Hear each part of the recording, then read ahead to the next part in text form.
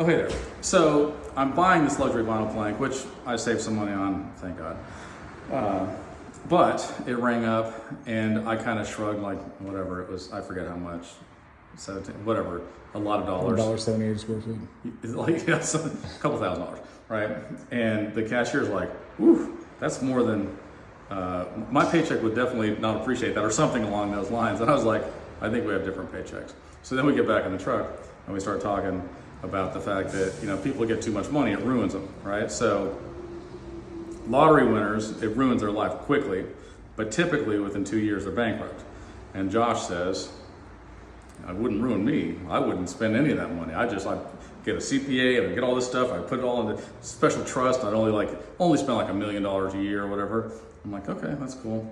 And I was like, you know, that's a smart decision. So then we start talking it through and I was like, so, would you buy anything? He goes, yeah, I mean, I get a Jeep and I forget what the other thing was, something else. I was like, okay. And then he's like, and I put a Gatling gun on each one of those. I'm like, here it comes.